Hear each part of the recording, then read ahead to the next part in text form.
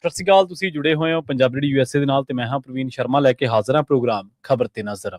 ਖਬਰ ਤੇ ਨਜ਼ਰ ਪ੍ਰੋਗਰਾਮ ਦੇ ਵਿੱਚ ਕਈ ਅਹਿਮ ਤੇ ਕਈ ਖਾਸ ਖਬਰਾਂ ਨੂੰ ਲੈ ਕੇ ਚਰਚਾ ਕਰਨ ਦੇ ਲਈ ਜੁੜ ਚੁੱਕੇ ਨੇ ਪੰਜਾਬ ਤੋਂ ਸੀਨੀਅਰ ਪੱਤਰਕਾਰ, ਉੱਘੇ ਲੇਖਕ ਅਤੇ ਸਰਗਰਮ ਸਮਾਜਿਕ ਕਾਰਕੁਨ ਦੀਪਕ ਸ਼ਰਮਾ ਚਨਾਰਥਲ ਜੀ। ਸ਼ਰਮਾ, ਸਤਿ ਸ਼੍ਰੀ ਅਕਾਲ। ਸਵਾਗਤ ਹੈ ਜੀ ਪੰਜਾਬ ਰੇਡੀਓ USA ਤੇ ਜੀ। ਸਤਿ ਸ਼੍ਰੀ ਅਕਾਲ ਪ੍ਰਵੀਨ ਜੀ, ਸਾਰੇ ਦਰਸ਼ਕਾਂ ਨੂੰ, ਸਰੋਤਿਆਂ ਨੂੰ ਪਿਆਰ ਭਰੀ ਸਤਿ ਸ਼੍ਰੀ ਅਕਾਲ। ਸਤਿ ਸ਼੍ਰੀ ਅਕਾਲ ਜੀ। ਪ੍ਰੋਗਰਾਮ ਦੇ ਵਿੱਚ ਅੱਗੇ ਵਧਣ ਤੋਂ ਪਹਿਲਾਂ ਧੰਨਵਾਦ ਕਰਦੇ ਚਲੀਏ ਸਪਾਂਸਰਸ ਦਾ, ਜਿਹੜੇ ਜ਼ਰੀਆ ਬਣਦੇ ਨੇ ਇਹਨਾਂ ਪ੍ਰੋਗਰਾਮਾਂ ਨੂੰ ਤੁਹਾਡੇ ਤੱਕ ਪਹੁੰਚਾਉਣ ਦੇ ਲਈ। ਖਾਲਸਾ ਇੰਸ਼ੋਰੈਂਸ ਏਜੰਸੀ ਵਾਲੇ, ਜਿਨ੍ਹਾਂ ਤੋਂ ਤੁਸੀਂ ਹਰ ਤਰੀਕੇ ਦੀ ਇੰਸ਼ੋਰੈਂਸ ਲੈ ਸਕਦੇ ਹੋ। ਇੰਸ਼ੋਰੈਂਸ ਬਾਰੇ ਪਤਾ ਕਰਨ ਦੇ ਲਈ ਇਹਨਾਂ ਦਾ ਨੰਬਰ ਹੈ 468-272-2500। ਇਹ 1992 ਤੋਂ ਲਗਾਤਾਰ ਇੰਸ਼ੋਰੈਂਸ ਬਿਜ਼ਨਸ ਦੇ ਵਿੱਚ ਸ਼ਾਨਦਾਰ ਸੇਵਾਵਾਂ ਦੇ ਰਹੇ ਨੇ ਤੇ ਅਮਰੀਕਾ ਭਰ ਦੇ ਵਿੱਚ ਇੰਸ਼ੋਰੈਂਸ ਕਰਦੇ ਨੇ। ਓਬਾਮਾ ਕੇਅਰ, ਮੈਡੀਕੇਅਰ ਜਾਂ ਫਿਰ ਕਵਰਡ ਕੈਲੀਫੋਰਨੀਆ ਬਾਬਤ ਪਾਲਿਸੀ ਕਰਵਾਉਣ ਦੇ ਲਈ, ਸਲਾਹ ਲੈਣ ਦੇ ਲਈ ਅੱਜ ਹੀ ਕਾਲ ਕਰੋ 468-272-2500 ਤੇ। ਟਰਕੀਅਨ ਇਮੀਗ੍ਰੇਸ਼ਨ ਲਾ ਫਰਮ ਵਾਲੇ, ਜੇ ਟਰਕੀਅਨ, ਟੋਨੀ ਟਰਕੀਅਨ ਦੇ ਨਾਲ ਤੁਸੀਂ US ਇਮੀਗ੍ਰੇਸ਼ਨ ਬਾਬਤ ਕੋਈ ਵੀ ਸਲਾਹ ਕਰਨੀ ਹੈ, ਕੋਈ ਵੀ ਸਵਾਲ ਪੁੱਛਣਾ, ਤੇ ਇਹਨਾਂ ਦਾ ਨੰਬਰ ਹੈ 415-909-0503। Gurdeep Singh Birdi Clovis, Sandeep Singh San Jose, Onkar Singh Fresno, Gurnam Singh Antelope, Jarnail Singh Yuba City, Mandeep Dhillon Yuba City ਤੇ ਲਾਲੀ ਸਿੰਘ ਗਰੇਵਾਲ ਫਰੀਮੌਂਟ ਤੋਂ। ਇਹਨਾਂ ਸਾਰੇ ਹੀ ਸਪਾਂਸਰਸ ਦਾ ਬਹੁਤ ਬਹੁਤ ਧੰਨਵਾਦ। ਤੇ ਜੇਕਰ ਤੁਸੀਂ ਵੀ ਪੰਜਾਬ ਰੇਡੀਓ USA ਦੇ ਇਹਨਾਂ ਪ੍ਰੋਗਰਾਮਾਂ ਨੂੰ ਸਪਾਂਸਰ ਕਰਨਾ ਚਾਹੁੰਦੇ ਹੋ ਤਾਂ ਸਟੂਡੀਓ ਦਾ ਨੰਬਰ ਹੈ 468-272-5200। ਅੱਜ ਦਾ ਇਹ ਖਬਰ ਤੇ ਨਜ਼ਰ ਪ੍ਰੋਗਰਾਮ ਸਾਲ 2026 ਦੀ 1 ਅਪ੍ਰੈਲ ਦਾ ਪ੍ਰੋਗਰਾਮ ਹੈ ਤੇ ਦਿਨ ਅੱਜ ਬੁੱਧਵਾਰ ਹੈ। ਖਬਰਾਂ ਦੀ ਸ਼ੁਰੂਆਤ ਕਰੀਏ ਸ਼ਰਮਾ ਜੀ ਸਿਆਸਤ ਦੇ ਨਾਲ ਜੁੜੀ ਇੱਕ ਬੜੀ ਵੱਡੀ ਘਟਨਾਕ੍ਰਮ ਤੋਂ, ਜਿਹੜਾ ਕਿ ਲੰਘੀ ਦਿਨੀ ਵਾਪਰਿਆ, ਲੰਘੀ ਰਾਤ ਵਾਪਰਿਆ ਕਹਿ ਸਕਦੇ ਹਾਂ। ਅਮਰੀਕਾ ਦੀ ਫੂਲਕਾ, ਜਿਹੜੇ ਕਿ ਦਿੱਲੀ ਸਿੱਖ ਕਤਲੇਆਮ ਦੇ ਪੀੜਤਾਂ ਦੇ ਕੇਸ ਲੜਨ ਦੇ ਲਈ ਜਾਣੇ ਜਾਂਦੇ ਸਨ, ਉੱਘੇ ਵਕੀਲ ਸਨ ਅਤੇ ਜਿਨ੍ਹਾਂ ਨੇ ਆਮ ਆਦਮੀ ਪਾਰਟੀ ਦੇ ਵਿੱਚ ਵੀ ਚੋਣ ਲੜ ਕੇ ਵਿਧਾਇਕੀ ਜਿੱਤੀ ਸੀ, ਉਹਨਾਂ ਨੇ ਹੁਣ ਭਾਜਪਾ ਦਾ ਪੱਲਾ ਫੜ ਲਿਆ ਜੀ, ਕਮਲ ਦਾ ਫੁੱਲ ਹੱਥ ਦੇ ਵਿੱਚ ਫੜ ਲਿਆ ਜੀ। ਪ੍ਰਵੀਨ ਜੀ, ਐਡਵੋਕੇਟ HS ਫੂਲਕਾ ਭਾਰਤ ਦੇ ਵਿੱਚ ਵੱਡਾ ਨਾਮ ਹੈ ਜੀ, ਬਿਲਕੁਲ, ਕੋਈ ਸ਼ੱਕ ਨਹੀਂ। ਨਾਮਵਰ ਹਸਤੀਆਂ ਦੇ ਵਿੱਚੋਂ ਇੱਕ ਹਸਤੀ ਵਜੋਂ ਪਹਿਚਾਣੇ ਜਾਂਦੇ ਨੇ HS ਫੂਲਕਾ ਜੀ। ਤੇ ਜੇ ਸਿੱਖ ਭਾਈਚਾਰੇ ਦੇ ਹਵਾਲੇ ਨਾਲ, ਨਿਆਂ ਪਸੰਦ ਲੋਕਾਂ ਦੀ ਪਸੰਦ ਦੇ ਹਵਾਲੇ ਨਾਲ ਵੇਖਣਾ ਹੋਵੇ ਤਾਂ HS ਫੂਲਕਾ ਇੱਕ ਸਤਿਕਾਰਤ ਨਾਮ ਨੇ ਕਿ ਉਹਨਾਂ ਨੇ 84 ਸਿੱਖ ਕਤਲੇਆਮ ਦੇ ਮਾਮਲੇ ਦੇ ਵਿੱਚ ਪੀੜਤ ਪਰਿਵਾਰਾਂ ਦੀ ਬਾਹ ਫੜੀ, ਦੋਸ਼ੀਆਂ ਨੂੰ ਕਟਹਿਰੇ ਤੋਂ ਲੈ ਕੇ ਸਲਾਖਾਂ ਤੱਕ ਪਹੁੰਚਾਉਣ ਦਾ ਰੋਲ ਨਿਭਾਇਆ। ਪਰ ਹਰ ਸਿੱਕੇ ਦੇ ਦੋ ਪਹਿਲੂ ਹੁੰਦੇ ਨੇ ਜੀ।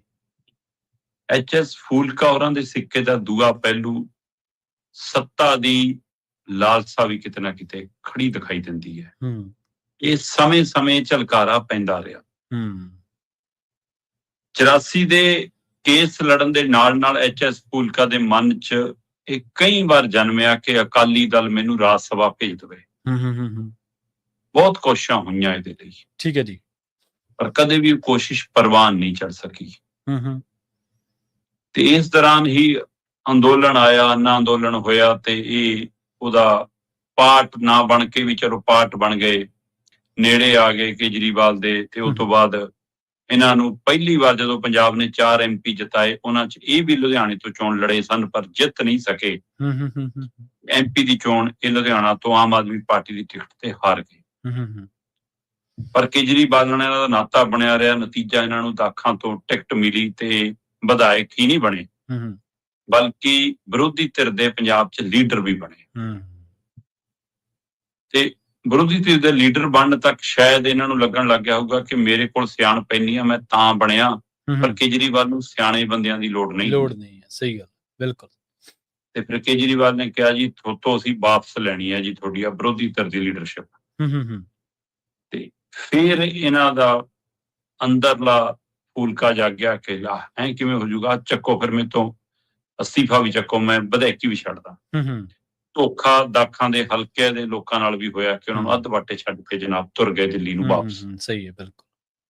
ਪਹਿਲੂ ਉਭਾਰਿਆ ਕਿ ਮੈਂ ਤਾਂ ਜੀ 84 ਦੇ ਕਤਲੇਆਮ ਦੇ ਮਾਮਲੇ ਮੇਰੇ ਪ੍ਰਭਾਵਿਤ ਹੋ ਰਹੇ ਨੇ, ਮੈਂ ਤਾਂ ਠੀਕ ਹੈ, ਸੱਜਣ ਕੁਮਾਰ ਵਾਲਾ ਮਾਮਲਾ ਕਹਿੰਦੇ ਨੇੜੇ ਲੱਗਣ ਵਾਲਾ ਸੀ ਜੀ, ਮੈਂ ਸਜ਼ਾ ਦਿਵਾਉਣੀ, ਦਵਾਈ।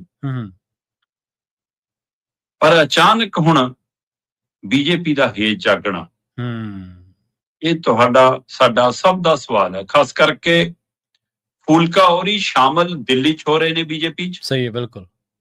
ਕੇਂਦਰੀ ਮੰਤਰੀ ਹਰਦੀਪ ਪੁਰੀ ਸ਼ਾਮਲ ਕਰਾ ਰਹੇ ਨੇ, ਪਰ ਉਹ ਸਿਆਸੀ ਪਿੜ 'ਚ ਉਤਰਨਾ ਉਹਨਾਂ ਨੇ ਪੰਜਾਬ ਤੇ। BJP ਨੂੰ ਉਹਨਾਂ ਨੂੰ ਲਿਆਉਣ ਦਾ ਮਕਸਦ ਉਹਨਾਂ ਦਾ ਸਿੱਖ ਚਿਹਰਾ ਹੋਣਾ। ਸਹੀ ਹੈ, ਬਿਲਕੁਲ, ਬਿਲਕੁਲ। ਔਰ ਉਹਨਾਂ ਨੇ ਉਹਨਾਂ ਤੋਂ ਕੁਝ ਨਹੀਂ ਲੈਣਾ।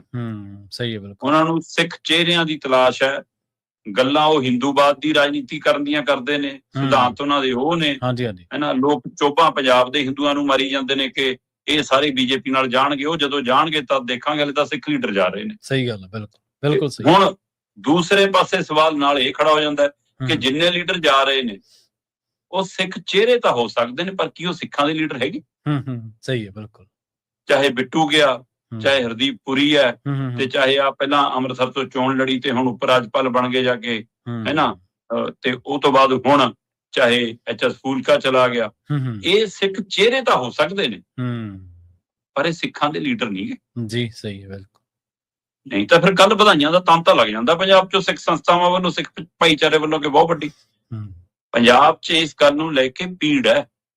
ਸਹੀ ਹੈ ਬਿਲਕੁਲ। ਪੰਜਾਬ 'ਚ ਇਸ ਗੱਲ ਨੂੰ ਲੈ ਕੇ ਚਿੰਤਾ ਹੈ ਕਿ ਫੂਲਕਾ ਨੇ ਬੀਜੇਪੀ ਨੂੰ ਜੁਆਇਨ ਕੀਤੀ, ਪਰ ਬੀਜੇਪੀ ਕੱਲ ਆਪਣੀ ਪਿੱਠ ਥਾਪੜ ਰਹੀ ਹੈ ਕਿ ਅਸੀਂ ਬਹੁਤ ਵੱਡੀ ਮੱਲ ਮਾਰ ਲਈ। ਸਹੀ ਹੈ ਬਿਲਕੁਲ ਜੀ। ਪਤਾ ਨਹੀਂ ਇਹ ਹੁਣ ਫੂਲਕਾ ਸਾਹਿਬ ਜਾਣਦੇ ਹੋਣਗੇ ਕਿ ਉਹਨਾਂ ਦਾ ਕੱਲ ਹਰਦੀਪ ਪੁਰੀ ਤੋਂ ਜਿਹੜਿਆਂ ਦਾ ਐਬਸਟੀਨ ਫਾਈਲਾਂ ਦੇ ਵਿੱਚ ਨਾਮ ਬੋਲਦਾ, ਉਹਨਾਂ ਤੋਂ ਬੀਜੇਪੀ ਵਾਲਾ ਉਹ ਪਟਾ ਲੈ ਕੇ ਪਵਾਉਣ ਦੇ ਮੌਕੇ ਉਹਨਾਂ ਨੂੰ ਮਾਣ ਮਹਿਸੂਸ ਹੋਇਆ ਹੋਊਗਾ ਕਿ ਅੰਦਰੋਂ ਅੰਦਰੀ ਫਿਕਰ ਹੋਇਆ ਹੋਊਗਾ ਕਿ ਆਹ ਕੀ ਹੋ ਗਿਆ। ਦੂਸਰੇ ਪਾਸੇ ਨਾਲ ਖੜੇ ਸੀ ਪੰਜਾਬ ਬੀਜੇਪੀ ਦੇ ਪ੍ਰਧਾਨ ਸੁਨੀਲ ਜਾਖੜ ਜੀ। ਸੁਨੀਲ ਜਾਖੜ ਸੋਚਦੇ ਤਾਂ ਹੋਣੇ ਕਿ ਜਿਹੜਾ ਸੁਪਨਾ ਮੇਰਾ ਚੰਨੀ ਦੇ ਨਾਂ ਦੇ ਉੱਤੇ ਰਾਹੁਲ ਗਾਂਧੀ ਨੇ ਤੋੜਿਆ, ਉਹ ਸੁਪਨੇ ਨੂੰ ਸਾਕਾਰ ਕਰਨ ਦੇ ਲਈ ਮੈਂ ਬੀਜੇਪੀ 'ਚ ਆਇਆ ਸੀ। ਇੱਥੇ ਤਾਂ ਰੋਜ਼ ਹੀ ਟੁੱਟਦਾ, ਜਿੱਦਣ ਕੋਈ ਸ਼ਾਮਲ ਹੁੰਦਾ ਉਦਣ ਹੀ ਲੱਗਦਾ ਜਾਖੜ ਨੂੰ ਕਿ ਮੈਂ ਤਾਂ ਮੁੱਖ ਮੰਤਰੀ ਦੀ ਕੁਰਸੀ ਤੋਂ ਹੋਰ ਦੂਰ ਹੋ ਗਿਆ। ਉਦਣ ਹੀ ਚਰਚਾ ਮੀਡੀਆ ਤੋੜ ਦਿੰਦਾ ਕਿ ਆ ਜੇ ਮੁੱਖ ਮੰਤਰੀ ਕੇ ਚਿਹਰਾ ਹੋਗੇ। ਸਹੀ ਹੈ। ਉਦਣ ਹੀ ਜਾਖੜ ਨੂੰ, ਫਿਰ ਹੁਣ ਜਾਖੜ ਸੋਚੇ ਕਿ ਵੀ ਜਿਹੜਾ ਸੁਪਨਾ ਸਾਕਾਰ ਕਰਨ ਗਿਆ ਸੀ ਉਹ ਤਾਂ ਬਹੁਤ ਦੂਰ ਜਾ ਰਿਹਾ, ਉਹ ਘਰ ਤਾਂ ਉਹ ਨੇੜੇ ਜਾਂਦਾ ਦਿਖਦਾ ਨਹੀਂਗਾ। ਬਾਕੀ ਬੀਜੇਪੀ 'ਚ ਕਦੋਂ ਕੀ ਹੋ ਜਾਵੇ ਕਿਸੇ ਨੂੰ ਨਹੀਂ ਪਤਾ, ਕਿਸੇ ਨੂੰ ਨਹੀਂ ਪਤਾ। ਸਹੀ। ਮੁੱਖ ਮੰਤਰੀ ਦੀ ਕੁਰਸੀ ਤਾਂ ਹੱਥ ਆਊਗੀ ਨਾ ਜੇ ਪੰਜਾਬ 'ਚ ਸਰਕਾਰ ਬਣੂਗੀ, ਤੇ ਉਹ ਘਰ ਅਜੇ ਦੂਰ ਹੈ। ਪਰ ਉਹਦੇ ਲਈ ਕੋਸ਼ਿਸ਼ਾਂ ਜਾਰੀ ਨੇ, ਜਿਨ੍ਹਾਂ 'ਚੋਂ ਐਚ.ਐਸ. ਫੂਲਕਾ ਦੀ ਐਂਟਰੀ ਹੋਈ ਹੈ ਜੀ। ਹੁਣ ਇੱਥੋਂ ਤੱਕ ਤਾਂ ਹੈ ਐਂਟਰੀ ਵਾਲਾ ਮਾਮਲਾ। ਵਕੀਲਾਂ ਕੋਲ ਤਰਕ ਬਹੁਤ ਹੁੰਦੇ ਆ। ਸਹੀ ਗੱਲ ਹੈ ਬਿਲਕੁਲ। ਤੇ ਜੇ ਉਹ ਮੁਜ਼ਰਮ ਵਾਲੇ ਪਾਸੇ ਖੜੇ ਹੋਣ ਤਾਂ ਉਹ ਤੱਥ ਉਹਨਾਂ ਕੋਲ ਮਹਾਰਤ ਹੁੰਦੀ ਹੈ, ਤੇ ਕਾਨੂੰਨ ਦੀਆਂ ਘੁੰਤਰਾਂ ਹੁੰਦੀਆਂ ਨੇ। ਜੇ ਉਹ ਸਹੀ ਧਿਰ ਵਾਲੇ ਪਾਸੇ ਖੜੇ ਹੋਣ ਤਾਂ ਉਹਨਾਂ ਕੋਲ ਬਹੁਤ ਮਜ਼ਬੂਤ ਧਿਰ ਹੁੰਦੀ ਹੁੰਦਾ ਬਿਲਕੁਲ। ਹੁਣ ਫੂਲਕਾ ਸਾਹਿਬ ਜਦੋਂ ਬੀਜੇਪੀ 'ਚ ਗਏ ਤਾਂ ਉਹ ਕਹਿੰਦੇ ਵੀ 84 ਦੇ ਵਿੱਚ ਜਦੋਂ ਮੇਰੀ ਪਤਨੀ ਗਰਭਵਤੀ ਸੀ ਤਦ ਕਹਿੰਦੇ ਸਾਡੇ ਉੱਤੇ ਹਮਲਾ ਹੋਇਆ, ਕਾਂਗਰਸੀ ਸਮਰਥਕਾਂ ਨੇ ਹਮਲਾ ਕੀਤਾ ਜੀ। ਬਚਾਉਣ ਵਾਲੀ ਜਿਹੜੀ ਆਂਟੀ ਸੀ ਉਹ ਬੀਜੇਪੀ ਸਮਰਥਕ ਹਿੰਦੂ ਸੀ। ਮਤਲਬ ਇਹ ਧਾਰਨਾ, ਜੇ ਤਾਂ ਕਾਂਗਰਸ ਸਮਰਥਕ ਸੀ ਤਾਂ ਫਿਰ ਉਹਦੀ ਵੀ ਤੁਹਾਨੂੰ ਜਾਤ ਧਰਮ ਪਤਾ ਹੁੰਦਾ ਕਿ ਕਾਂਗਰਸ ਸਮਰਥਕ ਵੀ ਹਿੰਦੂ ਸੀ ਨਾ ਹਮਲਾ ਕਰਨ ਵਾਲਾ। ਸਹੀ ਗੱਲ ਹੈ। ਤੇ ਤਾਂ ਹੀ ਬੀਜੇਪੀ ਸਮਰਥਕ ਹਿੰਦੂ ਨੇ ਬਚਾਇਆ ਨਾ। ਜਾਂ ਤੁਸੀਂ ਇਹ ਕਹਿੰਦੇ ਕਿ ਇੱਕ ਧਿਰ ਹਮਲਾਵਰ ਸੀ ਤੇ ਇੱਕ ਧਿਰ ਬਚਾਉਣ ਵਾਲੀ ਸੀ। ਬਚਾਉਣ ਵਾਲੀ ਧਿਰ ਤੇ ਹਮਲਾ ਕਰਨ ਵਾਲੀ ਧਿਰ ਹਿੰਦੂ ਤਾਂ ਹੋ ਸਕਦੇ ਨੇ, ਪਰ ਇਹ ਤੁਸੀਂ ਕਿਵੇਂ ਨਿਸ਼ਾਨਦੇਹੀ ਕੀਤਾ ਕਿ ਹਾਂ ਉਹ ਕਾਂਗਰਸੀ ਹੈ ਤੇ ਉਹ ਬੀਜੇਪੀ ਹੈ? ਸਹੀ ਹੈ। ਨਿਸ਼ਾਨਦੇਹੀ ਕਿਵੇਂ ਕੀਤੀ ਉਸ ਸਮੇਂ? ਕਿਵੇਂ ਮਤਲਬ ਕਿ ਉਹ ਇੱਥੇ ਉਹਨੇ ਬੈਚ ਲਾਇਆ ਵਾ ਸੀ ਕਮਲ ਦੇ ਫੁੱਲ ਵਾਲਾ ਆਂਟੀ ਨੇ? ਇਹ ਕਿੱਥੋਂ ਆਇਆ? ਇਹ ਨਰੇਟਿਵ ਕਿੱਥੋਂ ਸਿਰਜਿਆ ਜੀ? ਇਹ ਸੋਚਣ ਦੀ ਲੋੜ ਹੈ ਕਿ ਤੁਸੀਂ ਕਿਹੋ ਜੀ, ਮੈਨੂੰ ਮੋਦੀ ਨੇ ਕੋਲ ਬਿਠਾ ਲਿਆ ਤੇ ਇਸ ਲਈ ਮੋਦੀ ਭਲਾ ਬੰਦਾ ਹੋ ਗਿਆ। ਤੇ ਹੁਣ ਪਹਿਲੂ ਇਹ ਆ ਕਿ ਅਡਵਾਨੀ ਦੀ ਇੱਕ ਕਿਤਾਬ ਹੈ ਜੀਵਨੀ ਤੇ, ਉਹ ਕਿਤਾਬ ਖੁਦ ਕਹਿੰਦੀ ਹੈ ਅਡਵਾਨੀ ਦੇ ਰਾਹੀਂ ਕਿ ਇੰਦਰਾ ਤਾਂ ਮੰਨਦੀ ਨਹੀਂ ਸੀ ਦਰਬਾਰ ਸਾਹਿਬ ਤੇ ਹਮਲਾ ਕਰਨਾ, ਅਸੀਂ ਮਨਾਇਆ, ਅਸੀਂ ਜਬਰੀ ਕਰਾਇਆ। ਤੇ ਜੇ ਹਮਲਾ ਕਰਨ ਵਾਲੀ ਧਿਰ ਦੋਸ਼ੀ ਹੈ ਕਾਂਗਰਸ, ਉਹ ਕਦੇ ਉਹਦੇ ਹੱਥ ਜਿਹੜੇ ਲਹੂ ਨਾਲ ਲਿਬੜੇ ਨੇ ਉਹ ਸਾਫ਼ ਨਹੀਂ ਹੋਣੇ। ਤੇ ਫਿਰ ਬੀਜੇਪੀ ਜਿਹੜੀ ਨਾਲ ਖੜੀ ਆ, ਚੋਰ ਕੱਲਾ ਗੁਨਾਹਗਾਰ ਨਹੀਂ ਚੋਰੀ ਕਰਦਾ, ਚੋਰ ਨੂੰ ਚੋਰੀ ਕਰਦਿਆਂ ਦੇਖਦਿਆਂ ਚੁੱਪ ਰਹਿਣਾ ਵੀ ਗੁਨਾਹਗਾਰ ਹੁੰਦੇ। ਪਰ ਤੁਸੀਂ ਤਾਂ ਕਹਿੰਦੇ ਅਸੀਂ ਚੋਰੀ ਕਰਨ ਲਈ ਮਜਬੂਰ ਕੀਤਾ, ਉਕਸਾਇਆ ਉਹਨੂੰ। ਸਹੀ ਗੱਲ ਹੈ। ਫਿਰ ਗੁਨਾਹ ਤੁਹਾਡਾ ਵੀ ਬਰਾਬਰ ਨਹੀਂ। ਬਰਾਬਰ, ਬਿਲਕੁਲ। ਫਿਰ ਵਕੀਲ ਸਾਹਿਬ ਦੇ ਕਿੰਨੇ ਹੀ ਮਹਾਰਤ ਵਕੀਲਾਂ ਦੇ ਹਵਾਲੇ ਨਾਲ, ਚਿੰਤਕ ਬੰਦਿਆਂ ਦੇ ਹਵਾਲੇ ਨਾਲ ਕਿਤਾਬਾਂ ਪਈਆਂ ਨੇ ਸਾਡੇ ਕੋਲ ਇਤਿਹਾਸਕ ਤੌਰ ਦੇ ਉੱਤੇ, ਜਿਹੜੀਆਂ ਦਮ ਭਰਦੀਆਂ ਨੇ ਕਿ ਦਿੱਲੀ ਦੇ ਸਿੱਖ ਕਤਲੇਆਮ ਦੇ ਵਿੱਚ ਕਾਂਗਰਸ ਦੇ ਸਮਰਥਕਾਂ ਦੀ ਭੀੜ ਦੇ ਵਿੱਚ RSS ਦੇ ਸੰਗੀ ਵੀ ਸ਼ਾਮਲ ਸੀ। ਹੈ ਬਿਲਕੁਲ ਜੀ, ਰਿਕਾਰਡ ਹੈ, ਰਿਕਾਰਡ ਮੈਂ ਤਾਂ ਨਹੀਂ ਕਹਿੰਦਾ, ਔਨ ਰਿਕਾਰਡ ਹੈ ਨਾ ਜੀ, ਰਿਕਾਰਡ ਤੇ ਬਿਲਕੁਲ ਹੈਗੀ ਜੀ। ਤੇ ਫਿਰ ਇਹ ਕਿਉਂ ਨਹੀਂ ਫੁਲਕਾ ਸਾਹਿਬ ਨੂੰ ਪਤਾ ਲੱਗਾ ਜਿਹੜੇ 84 ਦੇ ਕੇਸ ਲੜਦੇ ਰਹੇ ਸਾਰੀ ਉਮਰ? ਸਹੀ ਹੈ, ਬਿਲਕੁਲ। ਦੂਸਰਾ, HS ਫੂਲਕਾ ਹੋਰੀ ਕੀ 84 ਦਿੱਲੀ ਸਿੱਖ ਕਤਲੇਆਮ ਦੇ ਕੇਸ ਇਸ ਲਈ ਲੜੇ ਕਿ ਉਹਨਾਂ ਨੂੰ ਰਾਜਨੀਤਿਕ ਤੌਰ ਤੇ ਫਾਇਦਾ ਮਿਲੇ, ਕਿ ਉਹਨਾਂ ਨੇ ਇਸ ਭਾਵਨਾ ਨਾਲ ਇਹ ਕੰਮ ਸ਼ੁਰੂ ਕੀਤਾ ਸੀ? ਨਹੀਂ ਜੀ, ਤਾਂ ਤੁਹਾਡੇ ਅੰਦਰ ਭਾਈਚਾਰੇ ਪ੍ਰਤੀ ਦਰਦ ਸੀ, ਪੀੜ ਸੀ, ਤੇ ਅੱਜ ਤੁਸੀਂ ਉਹਨੂੰ ਕੈਸ਼ ਕਰਨਾ ਚਾਹੁੰਦੇ ਹੋ। ਜੀ, ਸਹੀ ਹੈ। ਕੈਸ਼ ਵੀ ਇਸ ਕਦਰ ਕਿ ਮੈਨੂੰ ਰਾਜਨੀਤਿਕ ਤੌਰ ਦੇ ਉੱਤੇ ਵੱਡਾ ਰੁਤਬਾ ਮਿਲੇ। ਇਹ ਵੱਡੇ ਰੁਤਬੇ ਦੀ ਭੁੱਖ ਹੈ। ਜੇ ਸਨਮਾਨ ਦੀ ਭੁੱਖ ਹੁੰਦੀ ਤਾਂ ਬਹੁਤ ਵੱਡਾ ਸਨਮਾਨ ਤੁਹਾਨੂੰ ਸਮੇਂ-ਸਮੇਂ ਮਿਲਿਆ ਬਿਲਕੁਲ। ਔਰ ਮੈਨੂੰ ਲੱਗਦਾ ਕਿ ਇਹ ਪੰਜਾਬ ਦੀ ਬਦਕਿਸਮਤੀ ਆ ਕਿ ਸਾਡੀ ਜੋ ਤਸਵੀਰ ਆ ਪੰਜਾਬ ਦੀ, ਸਾਡਾ ਜੋ ਜੁੱਸਾ ਹੈ ਪੰਜਾਬ ਦਾ, ਸਾਡਾ ਜੋ ਕਿਰਦਾਰ ਹੈ ਪੰਜਾਬ ਦਾ, ਉਸ ਕਿਰਦਾਰ ਦੇ ਹਾਣ ਦੇ ਸਾਡੇ ਕੋਲ ਲੀਡਰ ਨਹੀਂ।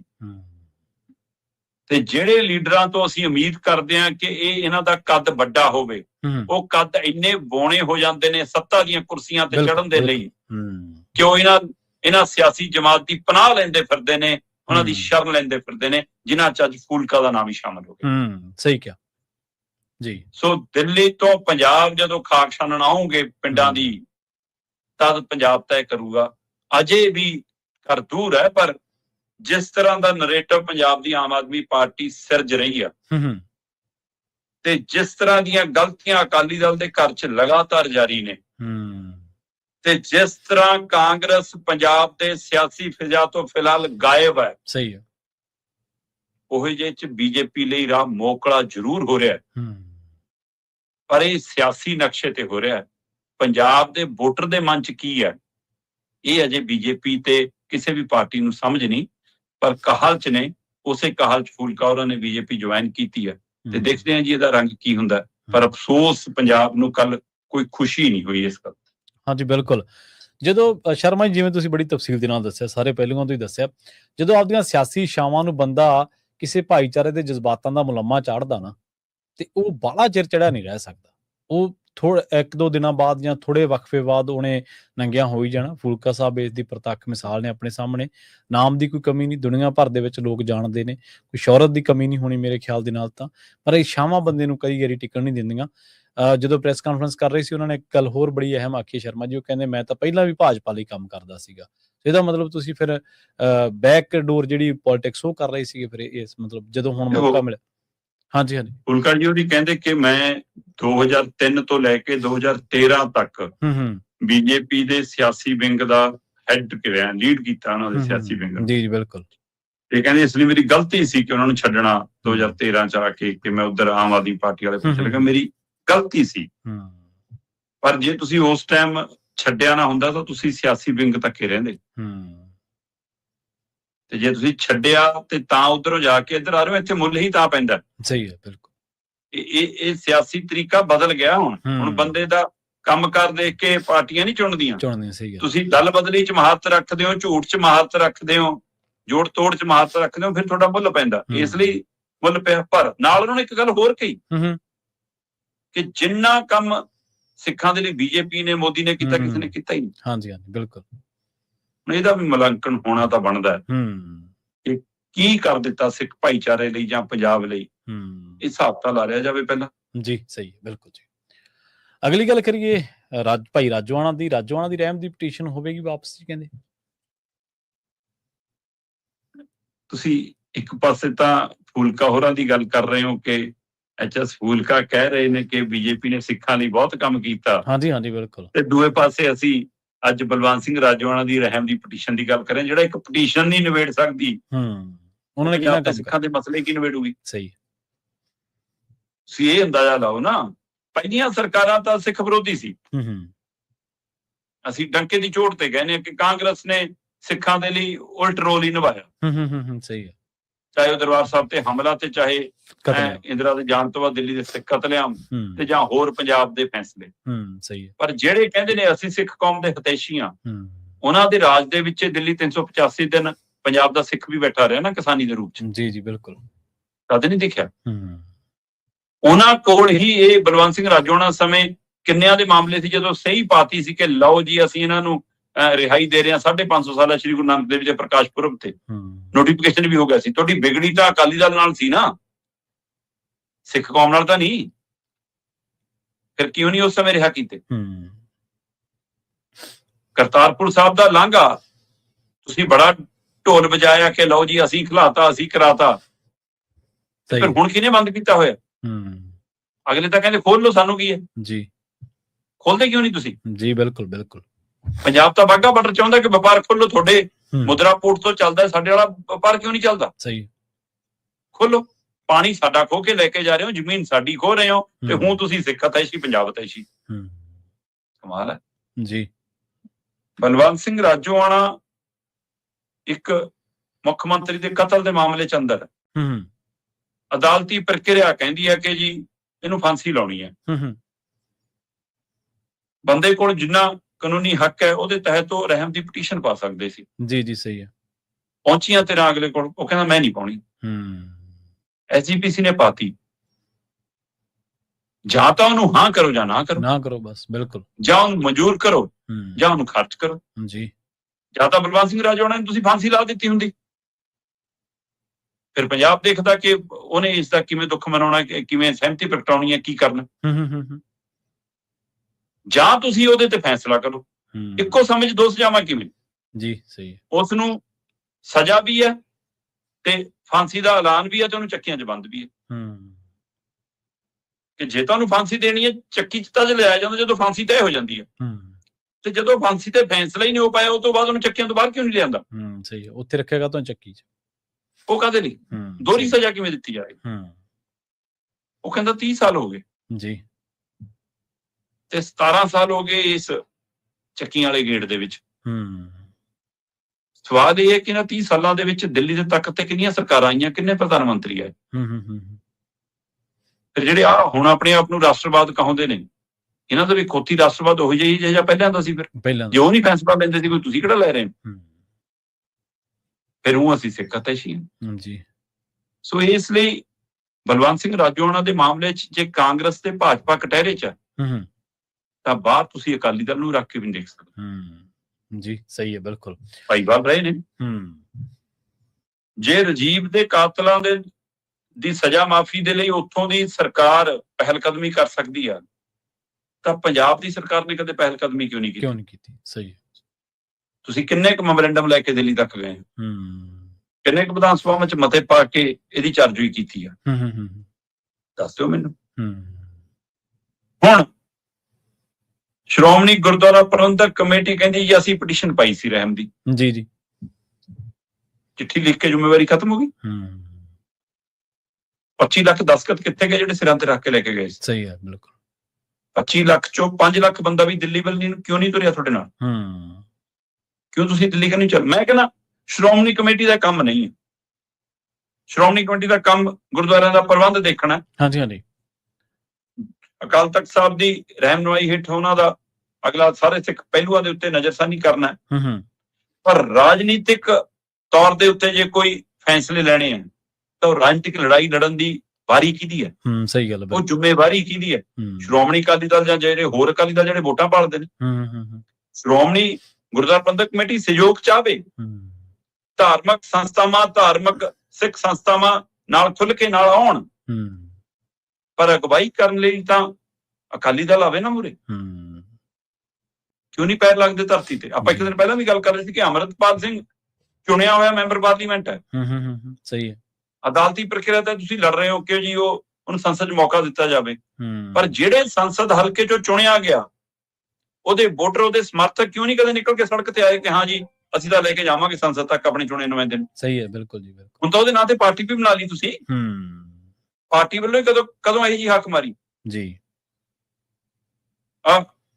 ਸੁਖਬੀਰ ਬਾਦਲ ਅੱਜ ਕੱਲ੍ਹ ਸਟੇਜਾਂ ਤੋਂ ਕਹਿੰਦਾ ਇਹ ਦੇਖੋ ਜੀ ਸਾਤੋਂ ਪਟਨਾ ਸਾਹਿਬ ਦਾ ਪ੍ਰਬੰਧ ਵੀ ਲੈ ਲਿਆ ਜੀ, ਹਾਂਜੀ ਬਾਹਰਲੇ ਜਿਹੜੇ ਤਖਤ ਨੇ ਉਹਨਾਂ ਦਾ ਪ੍ਰਬੰਧ ਲੈ ਲਿਆ ਜੀ, ਦਿੱਲੀ ਕਮੇਟੀ ਵੀ ਬਣਾ ਕੇ ਵੱਖਰਾ ਜੀ ਸਾਤੋਂ ਖੋਹ ਲਿਆ ਜੀ, ਹਰਿਆਣਾ ਕਮੇਟੀ ਵੀ ਖੋਲੀ ਜੀ, ਪੰਜਾਬ ਵੀ ਖੋਹਣ ਨੂੰ ਫਿਰਦੇ ਜੀ, ਐਸਜੀਪੀਸੀ ਵੀ ਲਿਜਾਣ ਨੂੰ ਫਿਰਦੇ ਆ। ਸਹੀ ਹੈ। ਜਿੱਦਣ ਅਮਿਤ ਸ਼ਾਹ ਦੇ ਫੋਨ ਦੀ ਘੰਟੀ ਵੱਜ ਗਈ, ਪੈਰ 'ਚ ਜੁੱਤੀ ਨਹੀਂ ਪਾਉਣੀ, ਨੰਗੇ ਪੈਰੀ ਭੱਜੇ ਜਾਣਗੇ ਦਿੱਲੀ ਨੂੰ। ਜਾਣਗੇ, ਸਹੀ ਗੱਲ ਹੈ, ਬਿਲਕੁਲ ਜੀ। ਹਕੀਕਤ ਇਹ ਹੈ। ਔਰ ਇਹ ਇੱਕ ਦਾ ਨਹੀਂ, ਸਾਰੀਆਂ ਦਾ ਹੀ ਹੈ। ਸਹੀ, ਸਾਰੀਆਂ ਡੀਕਦੀਆਂ ਕਿ ਸਾਡਾ ਗੱਠਜੋੜ ਹੋ ਜਾਵੇ, ਚਾਹੇ ਸਾਹਮਣੇ ਤੋਂ ਹੋ ਜਾਵੇ, ਚਾਹੇ ਬੈਕਡੋਰ ਹੋ ਜਾਵੇ। ਬਿਲਕੁਲ। ਤੇ ਫਿਰ ਇਹਨਾਂ ਤੋਂ ਉਮੀਦ ਕਰੋਗੇ ਕਿ ਪੰਥਕ ਮਸਲਿਆਂ ਲਈ ਲੜਨਗੇ, ਇਹ ਪੰਥਕ ਮਸਲਿਆਂ ਲਈ ਖੜਨਗੇ, ਪੰਜਾਬ ਲਈ ਖੜਨਗੇ, ਇਹ ਕੌਮ ਲਈ ਖੜਨਗੇ। ਸੋ ਇਸ ਲਈ ਕਿਸੇ ਨੇ ਵੀ ਜਿਹੜੇ ਰੋਲ 'ਚ ਉਹ ਦਿਖਣੇ ਚਾਹੀਦੇ ਸੀ, ਉਹ ਰੋਲ ਨਹੀਂ ਨਿਭਾਇਆ। ਸਹੀ ਹੈ, ਬਿਲਕੁਲ ਜੀ। ਇਹ ਬਲਵੰਤ ਸਿੰਘ ਰਾਜੋਆਣਾ ਨਹੀਂ ਚੱਕੀਆਂ 'ਚ ਬੰਦ, ਇਹ ਤੁਸੀਂ ਕੌਮ ਦੇ ਸਿਧਾਂਤਾਂ ਨੂੰ ਚੱਕੀਆਂ 'ਚ ਬੰਦ ਕਰਕੇ ਰੱਖਿਆ। ਸਹੀ ਹੈ, ਬਿਲਕੁਲ ਸਹੀ ਹੈ। ਤੁਸੀਂ ਆਪਣੀ ਤਾਕਤ ਨੂੰ, ਆਪਣੀ ਵਿਚਾਰ ਨੂੰ ਚੱਕੀਆਂ 'ਚ ਬੰਦ ਕਰਕੇ ਰੱਖਿਆ ਹੋਇਆ। ਪੰਜਾਬ ਤੇ ਕੌਮ ਆਪਣੇ ਮੁੱਦਿਆਂ ਲਈ ਲੜਦੀ ਨਹੀਂ ਦਿਖ ਰਹੀ, ਜਿਹਦੇ ਕਾਰਨ ਦਿੱਲੀ ਬੈਠ ਕੇ ਵੀ ਸਾਨੂੰ ਇੱਥੇ ਚਲਾਈ ਜਾ ਰਹੇ ਨੇ ਲੋਕ। ਸਹੀ ਹੈ, ਕੋਈ ਸ਼ੱਕ ਨਹੀਂ ਸ਼ਰਮਾ ਜੀ। ਅਗਲੀ ਗੱਲ ਕਰੀਏ ਕੌਮਾਂਤਰੀ ਪੱਧਰ ਤੇ ਇਸ ਵੇਲੇ ਜੋ ਘਟਨਾਕ੍ਰਮ ਵਾਪਰਿਆ ਉਹਦੇ ਬਾਰੇ। ਈਰਾਨ ਵੱਲੋਂ ਅਮਰੀਕੀ ਕੰਪਨੀਆਂ ਤੇ ਹਮਲੇ ਸ਼ੁਰੂ ਕਰ ਦਿੱਤੇ ਗਏ ਆ ਜੀ।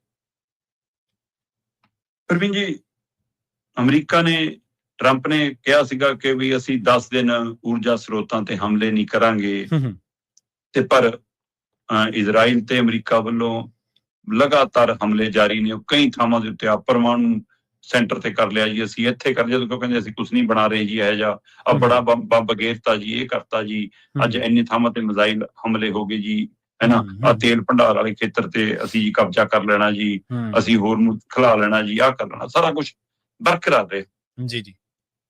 ਤੇ ਸਾਹਮਣੇ ਤੋਂ ਈਰਾਨ ਵੀ ਉਵੇਂ ਟੱਕਰਦਾ ਰਿਹਾ। ਈਰਾਨ ਤਾਂ ਕਹਿੰਦਾ ਤੁਸੀਂ ਧਰਾਤਲ ਦੇ ਸੈਨਿਕ ਲੈ ਕੇ ਆਉਣਾ ਤਾਂ ਆ ਜਾਓ, ਅਸਾਂ 6 ਮਹੀਨਿਆਂ ਲਈ ਲੜਨ ਲਈ ਤਿਆਰ ਆ। ਇਹ ਸਥਿਤੀ ਦੇ ਵਿੱਚ ਉਹਨੇ ਫਿਰ ਬਦਲ ਲੱਭਿਆ।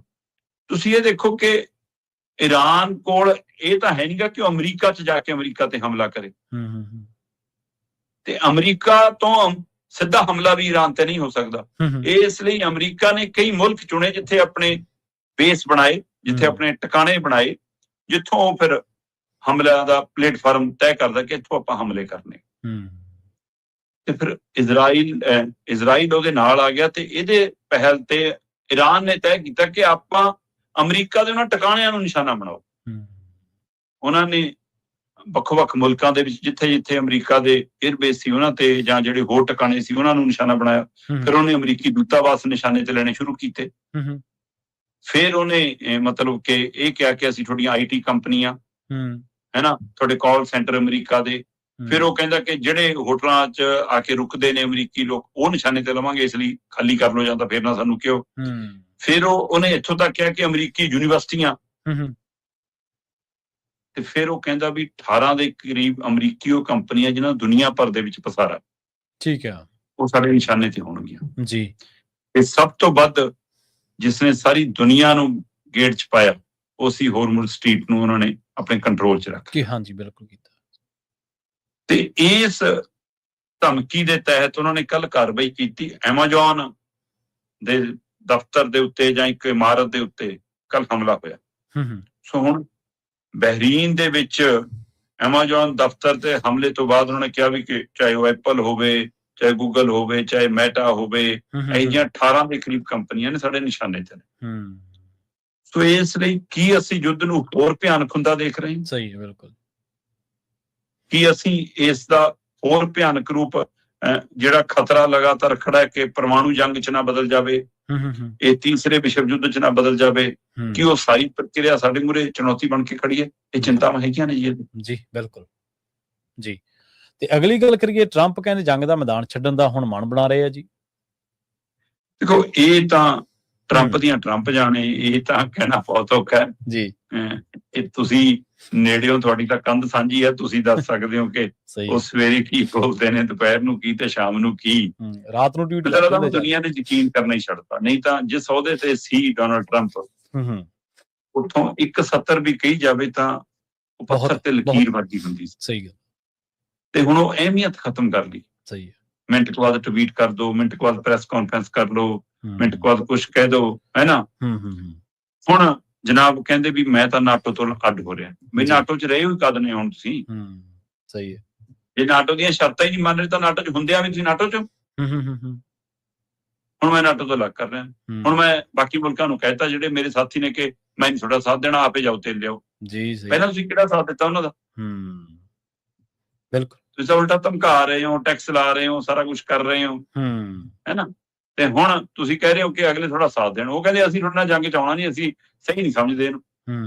ਜਦੋਂ ਤੁਹਾਡੇ ਮੂਲ ਨਿਵਾਸੀ ਤੁਹਾਨੂੰ ਗਲਤ ਠਹਿਰਾ ਰਹੇ ਹੋਣ ਜੀ ਸਹੀ ਹੈ, ਤੇ ਤੁਸੀਂ ਉਮੀਦ ਦੂਏ ਮੁਲਕਾਂ ਤੋਂ ਕਰੀ ਜਾਂਦੇ ਹੋ।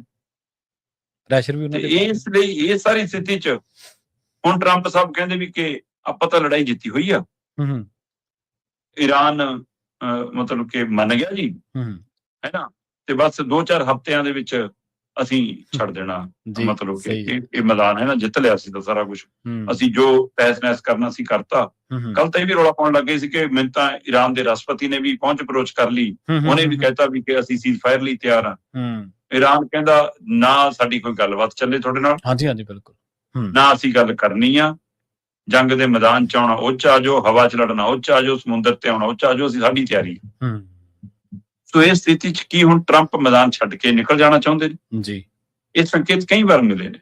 ਕਦੇ ਤਾਂ ਉਹ ਕਹਿੰਦੇ ਨੇ ਕਿ ਅਸੀਂ ਹਮਲੇ ਜਾਰੀ ਰੱਖ ਰਹੇ ਹਾਂ, ਕਦੇ ਉਹ ਕਹਿੰਦੇ ਨੇ ਕਿ ਹਮਲੇ ਤਾਬੜਤੋੜ ਹੋਣਗੇ, ਕਦੇ ਕਹਿੰਦੇ ਨੇ ਹਮਲੇ ਰੋਕਤੇ, ਤੇ ਹੁਣ ਉਹ ਕਹਿ ਰਹੇ ਨੇ ਕਿ ਅਗਲੇ 2-3 ਹਫ਼ਤਿਆਂ ਦੇ ਵਿੱਚ ਈਰਾਨ ਤੇ ਹਮਲੇ ਬੰਦ ਹੋ ਜਾਣੇ ਆ। ਤੇ ਉਹਨਾਂ ਨੂੰ ਕਿਸੇ ਨੇ ਪੁੱਛਿਆ, ਪੱਤਰਕਾਰ ਨੇ, ਕਿ ਜੀ ਫਿਰ ਸਮਝੌਤਾ ਹੋ ਗਿਆ? ਕਹਿੰਦੇ ਲੋੜ ਕੀ ਹੈ ਸਮਝੌਤੇ ਦੀ, ਇਹਦੀ ਕੀ ਅਰਥ ਲਾਈਏ ਜੀ? ਕਹਿੰਦੇ ਹੁਣ ਵਾਲੀ ਜਿਹੜੀ ਲੀਡਰਸ਼ਿਪ ਆ ਉਹ ਪਹਿਲਾਂ ਦੇ ਮੁਕਾਬਲੇ ਕੱਟਣ ਨਹੀਂ ਗਈ, ਉਹਨੂੰ ਸਮਝ ਆ ਗਈ ਹੈ, ਤੇ ਅਸੀਂ ਨੁਕਸਾਨ ਕਰਤਾ ਤੇ ਅਸੀਂ ਜੰਗ ਜਿੱਤ ਲਈ, ਹੁਣ ਅਸੀਂ ਛੱਡ ਕੇ ਆ ਜਾਣਾ 2-3 ਹਫ਼ਤੇ। ਹੁਣ 2-3 ਹਫ਼ਤਿਆਂ ਤੱਕ ਦੁਨੀਆ ਦਾ ਕੀ ਬਣਨਾ, ਇਹ ਸਵਾਲ ਲਗਾਤਾਰ ਖੜਾ ਹੈ। ਜਿਸ ਤਰ੍ਹਾਂ ਦੁਨੀਆ ਦੇ ਉੱਤੇ ਦੀ ਮਾਰ ਪੈ ਰਹੀ ਆ, ਔਰ ਇਹ ਜੰਗ ਚੋਂ ਨਿਕਲਣ ਤੋਂ ਬਾਅਦ ਅਸਲੀ ਪ੍ਰਭਾਵ ਦੇ ਸਾਹਮਣੇ ਆਉਣੇ ਨੇ। ਇਹ ਓਵਰਆਲ ਮਹਿੰਗਾਈ ਦਾ ਜੋ ਪ੍ਰਭਾਵ ਹੈ ਜਾਂ ਚੀਜ਼ਾਂ ਦੀ ਥੋੜ ਦਾ ਮਸਲਾ ਉਹ ਵੱਡਾ ਹੋਣਾ ਹੈ ਜੀ। ਬਿਲਕੁਲ, ਤੇ ਇਹ ਜ਼ਰੂਰੀ ਨਹੀਂਗਾ ਸ਼ਰਮਾ ਜੀ ਵੀ ਜਿਹੜੇ ਮੁਲਕ ਦੇ ਵਿੱਚ ਜੰਗ ਹੋ ਰਹੀ, ਜਿਵੇਂ ਆਪਾਂ ਅੱਗੇ ਵੀ ਗੱਲ ਕਰਦੇ ਹੁੰਦੇ ਵੀ ਉਹਦੇ ਤੇ ਅਸਰ ਪਊਗਾ, ਕੌਮਾਂਤਰੀ ਪੱਧਰ ਤੇ ਆਲਮੀ ਭਾਈਚਾਰੇ ਤੋਂ ਪ੍ਰਭਾਵਿਤ ਹੋ ਰਿਹਾ ਜੀ। ਤੇ ਲੀਡਰ ਜਦੋਂ ਵਾਰ-ਵਾਰ ਗੱਲਾਂ ਤੋਂ ਫਿਰ ਜਾਂਦੇ ਆ, ਜਦੋਂ ਵਾਰ-ਵਾਰ ਆਪਦੀਆਂ ਗੱਲਾਂ ਕੰਟਰਾਡਿਕਟ ਤੜਕੇ ਹੋਰ ਸ਼ਾਮ ਨੂੰ ਹੋਰ, ਫਿਰ ਉਹਨਾਂ ਦੀ ਕ੍ਰੈਡੀਬਿਲਿਟੀ ਘਟਦੀ। ਜਿਵੇਂ ਤੁਸੀਂ ਕਿਹਾ ਸੀ ਨਾ ਵੀ ਇੱਕ ਸਤਰ ਹੀ ਬਹੁਤ ਹੈ ਅਮਰੀਕਾ ਦੇ ਰਾਸ਼ਟਰਪਤੀ ਦੀ ਕਹੀ, ਪਰ ਹੁਣ ਉਹ ਵਜ਼ਨ ਗੱਲਾਂ ਦੇ ਵਿੱਚ ਜਾਪਦਾ ਨਹੀਂਗਾ। ਅਗਲੀ ਗੱਲ ਕਰੀਏ ਧਰਤੀ ਤੇ ਤਪਸ਼ ਦੀ, ਕਹਿੰਦੇ ਇਹਦੇ ਵਿੱਚ ਸਾਰਾ ਹੱਥ AI ਡਾਟਾ ਸੈਂਟਰਾਂ ਦਾ ਜੀ।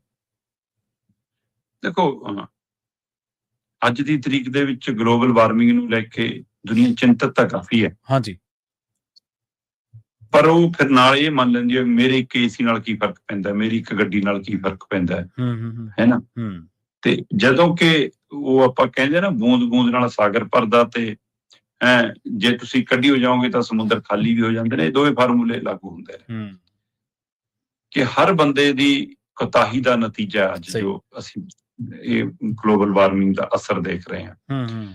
ਪਰ ਅਸੀਂ ਦੂਸਰਿਆਂ ਨੂੰ ਨਸੀਹਤ ਦੇ ਸਕਦੇ ਹਾਂ, ਖੁਦ ਸੁਧਰਨ ਲਈ ਕੋਈ ਤਿਆਰ ਨਹੀਂਗਾ। ਕਿਸੇ ਮੁਲਕ ਨੇ ਇਹਦੇ ਤੇ ਗੰਭੀਰਤਾ ਨਾਲ ਕੋਈ ਨੀਤੀ ਨਹੀਂ ਅੱਜ ਤੱਕ ਬਣਾਈ। ਜੀ ਜੀ ਸਹੀ।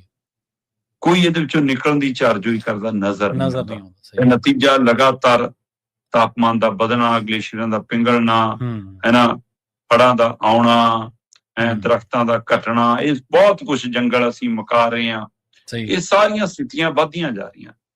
ਤੇ ਅਚਾਨਕ ਹੁਣ ਇੱਕ ਨਵਾਂ ਸਾਡੇ ਮੂਹਰੇ ਟੈਕਨੋਲੋਜੀ ਦਾ ਸਿਖਰ ਕਿਹਾ ਜਾ ਰਿਹਾ ਜੀ, AI ਆ ਗਈ। ਤੇ ਅਜੇ ਤਾਂ ਆਈ ਹੈ ਜਨਾਬ, AI ਸਹੀ ਹੈ।